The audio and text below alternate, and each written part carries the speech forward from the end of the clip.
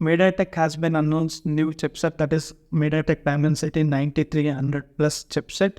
Earlier we have that 9300 from MediaTek, that is Dimensity 9300.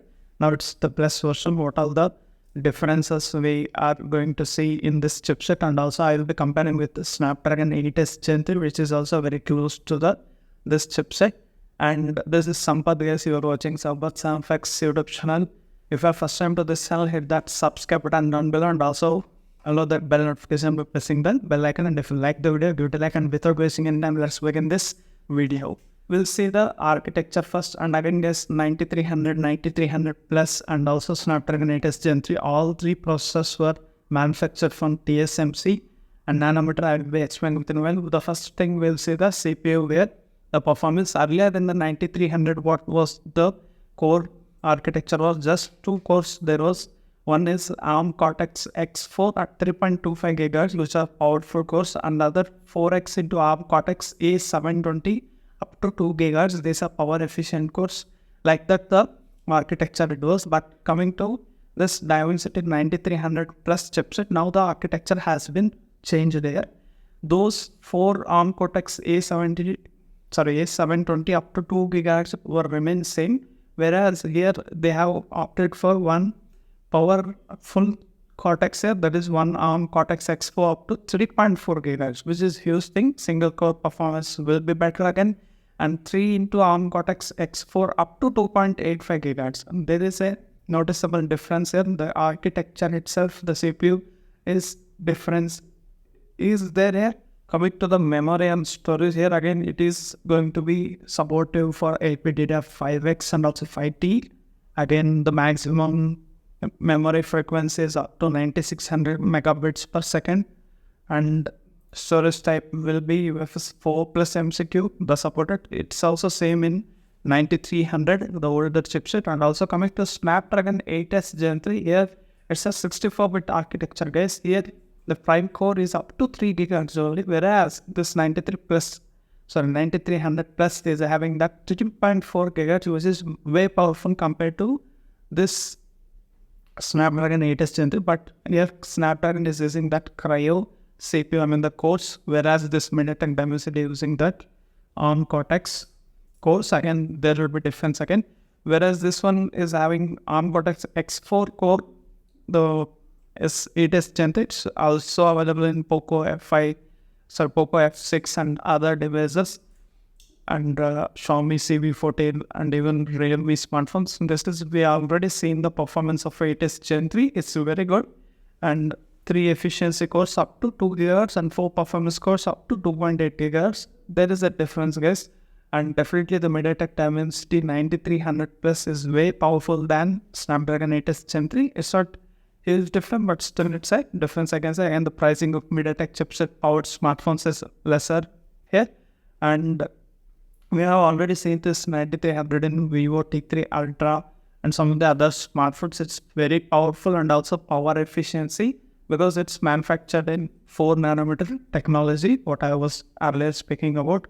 This chipset is very good again, and it also has that cellular technology like sub 6 GHz and millimeter wave, FR2, 2G, 5G multi-mode, and other things are supported here. And specific functions like 5G, 4G, dual SIM, dual active, standalone and non-standalone modes, standalone option 2, NSA option 3, 3A, 3X, all these supports have been given here. Even it was present in Dimensity 9302. And Wi-Fi 7 support is there. I don't know when we're going to see in our country, the India. As of now, we are using just Wi-Fi 5. If you are people using Wi-Fi 6, let me know in the comment section again. This is the chipset. It's futuristic. There's the Wi-Fi 7 will going to make huge difference in network speeds, and the area coverage is also going to be better here in the Wi-Fi 7. Hope we'll see that soon. But this chipset offering that highlight feature of that. Again, Wi-Fi antenna 2T2R is available here. Bluetooth version 5.4 is supported, which is latest, I can say. Again, the maximum camera sensor supported is 320 megapixel. Yes, it's 320 megapixel. It was also saying, but video capture resolution is 8K 30 FPS only, no 60. 4K 60 is then, but 4K 120 is not there. in iPhone 16 series, we are going to see that 4K 120 FPS that could have been implemented from MediaTek and Snapdragon. But as of now, the features are limited in terms of video. I definitely go with iPhones all the day. They need to improve in that particular area, guys. These chipsets can make the difference in Android devices.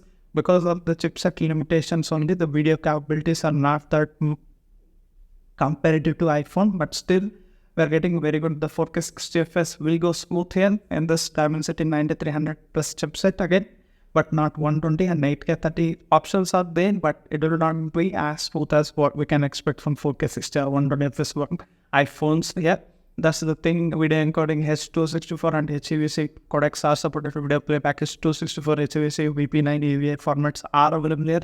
Maximum refresh rate we can keep it.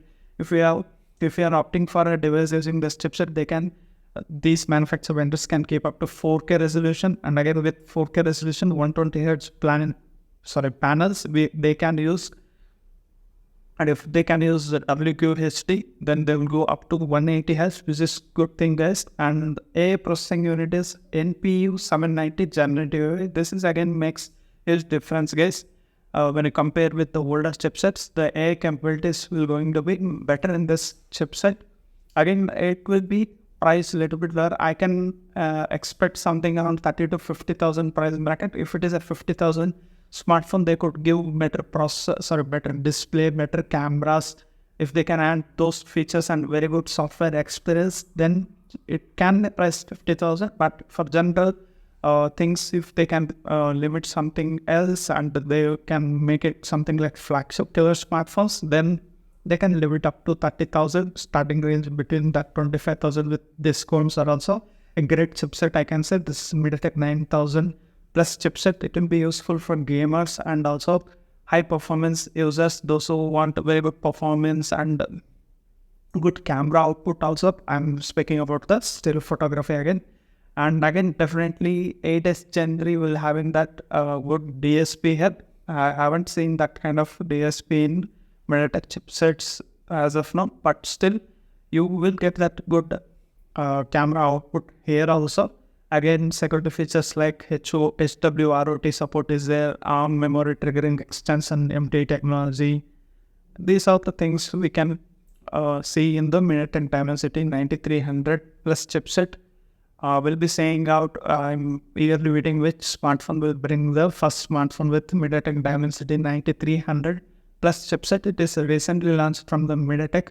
Again, the architecture, cores, everything I have explained. If you have any specific questions regarding this particular chipset, you can comment down in the comment section. Again, guys, it's a very good chipset, I can say. To the conclusion, if they can price as low as 25 to 30K segment smartphones with good other specifications and good software support, then this is going to be a very good chipset for Android users again.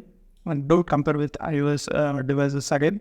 It will be way higher price also. Again, guys, if you compare with just for a simple thing, I can say iPhone 16 Pro Max having that A18 Pro or something like that latest chipset.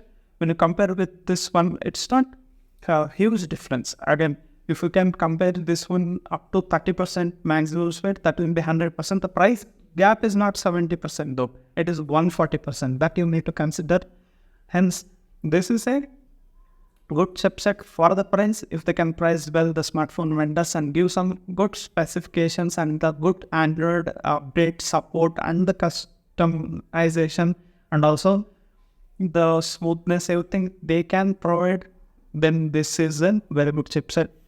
From my side, it's a very good recommendation. And practically also, we need to see any heating issues we can encounter or not. Then we need to wait and see once the smartphones vendors use that liquid cool technologies and handle the chipset very well. Then this is a very good chipset. This is Sampath signing off. We'll meet with another interesting video. Until that, keep smiling. Bye bye for now.